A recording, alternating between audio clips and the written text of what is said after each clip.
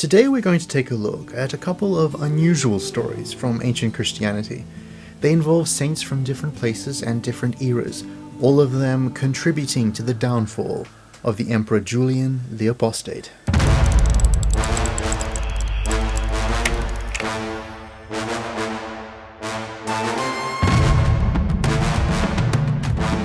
We are often told that during the reign of Constantine, persecution against Christians ended and that it was made the official religion of the empire. This isn't entirely true.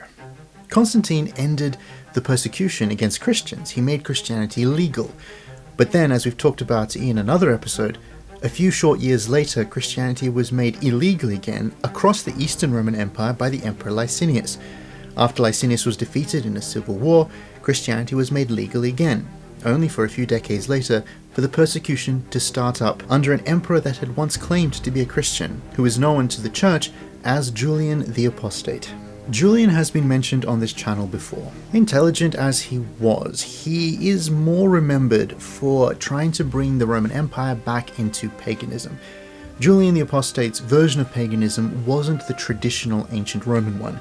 It was a newly developed one, more centralized, more organized, and designed to be a direct rival against the new Christian religion that was sweeping across the entire world. His reforms and decisions were hotly contested by the Christian leaders of the day, including his two former friends and fellow students, Basil and Gregory, who are remembered to this day as great teachers and leaders of the church. All up, Julian's reign was not very long. It was, however, mostly overshadowed by the growing war against the Persian Empire, which was rising in the east. Previous emperors had more or less held the line, the border between Rome and the Persian Empire. It was, for instance, in a battalion on the frontier that the famous martyrs of Sebast were stationed, on whom we already have another episode. Julian, however, wanted to take things further. He wanted to push into Persian territory and try and actually destroy the enemy. The battles became more frequent, more intense, and the borders began to shift, until arriving in Constantinople came a small contingent to discuss terms of peace with the emperor. The three central negotiators of this contingent were three military brothers named Manuel, Sabel, and Ishmael. They were from a high-born Persian family and were welcomed into the court to discuss with Emperor Julian. As these discussions began, Julian invited these three guests to come and sacrifice to the household gods, and they politely turned him down. And he asked them why, and the three brothers together said, "Because we are Christian. We worship the one true God. We worship Jesus Christ." Julian was outraged. He hated this religion, and it was spreading all over his empire, and now he had to contend with it coming from an enemy nation as well. He threatened the three men and asked them, "Are you willing to wager the peace between empires on your decision of which God to worship?" And they said to him, "We're not here as representatives of our God. We are here as representatives of our emperor. We will do our political duty. That's what we came for. But we will not betray Jesus Christ." Under orders from the Emperor Julian, the three young men were arrested, tortured, and killed. The war in the east continued and grew fiercer. Now we're going to travel back in time, 100 years, to the reign of the pagan emperor Decius. In his army was a general named Mercurius. Mercurius was a mighty warrior and a secret Christian. He had a second name that was kept hidden from the public, which was Philopater, meaning lover of the father. One evening during a campaign in North Africa, on the eve of a mighty great battle, Mercurius met a mysterious nobleman who gave to him a magnificent sword. "Fear not, Mercurius, go forth bravely against the enemy, and when you win, do not forget the Lord your God." The nobleman disappeared in front of him, and Mercurius recognized him to be an angel, and the next day he went to war with two weapons.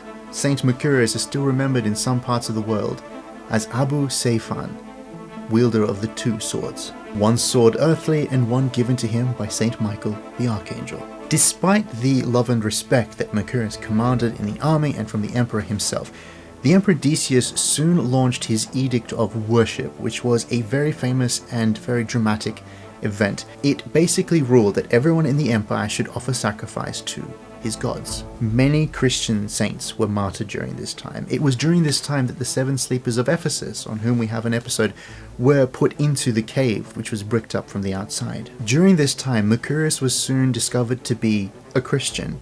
He was dragged in chains to the city of Caesarea, where under torture he was asked to recount the Christian faith, and he refused. Mercurius of the 2 swords was executed as a martyr for the Christian faith. We're now going forward to the place where we started in, the reign of Julian the Apostate. Julian's former school friend, Basil the Great, bishop, was praying in front of the icons. He had, according to some stories, just been threatened by the Emperor Julian. Julian was going to the eastern frontier and had said to Basil, "When I return victorious, I will kill you and burn your city to the ground." And so Basil was kneeling in the church in front of the icons. The city was Caesarea, and one of the icons on the wall was that of a local saint, Mercurius. During the prayer, Basil prayed for deliverance, that Christianity would be allowed to once again be free. At one point in the middle of his prayers, he looked up at his icons and he noticed that where Saint Mercurius had been, there was an empty space on the wall. By the time he finished his prayers hours later and looked up at the icons again, Saint Mercurius was back where he had been. This time though, the spear that he had held was bloodied. Within a very short time, news came back from the frontier on something that had happened that day. The Byzantine army had become encircled by the Persians, and Julian had rushed out of his tent without putting on his armor to gallop to another part of his troops. On the way, an unknown soldier had stabbed him through with a spear. Julian had been taken back to his tent, where he died at midnight. The story began to be told that he had been killed by a martyr from a century before, Saint Mercurius. Now, it's an unusual story to be sure, and many pagans of that era actually believed that Julian had been assassinated by a Christian. But the interesting thing is, no one ever even tried to take credit for this killing. Even though we have depictions from the Persians of the defeat of the Emperor Julian, there is no record of any Persian soldier ever claiming the incredibly high honor that they could have for killing the emperor of the Roman Empire. And even though Julian's successor Jovian brought back Christianity, and not long after the Emperor Theodosius made it the official religion of the entire empire, no soldier ever stood up and claimed to have killed the apostate. So whether it is a miraculous story or not, it is a mystery of history. Why an emperor was killed by a mysterious figure with a spear in Persia. And yes, I know this one sounds one of the weirdest stories we've told on this channel. The idea of saints appearing and disappearing from icons, of coming back and killing an emperor, is odd, I grant you. But I put to you that the strangest part of the story is something on a more human level. This is my favorite part of the story. Within 100 years, in Constantinople, a church was built in honor of Saint Manuel, Saint Sabel, and Saint Ishmael. These were not Romans. These were not Greeks. These were Persians. They were from an enemy nation, a foreign people, and there, where they had been killed, they were being remembered as saints. The city that had once seen them as their earthly enemies now honored them as their heavenly friends. It's hard to fully explain how dramatic this is. The fact that the borders of this world are so small compared to the kingdom of God. That Jesus Christ and those who love him are really heroes to everyone. The fact that the people of Constantinople could look at figures from an enemy nation and say, they are my family. And that, in a story of angels, swords, and miraculous disappearances from icons, that honoring of 3 foreign saints is to me the most remarkable part of the story.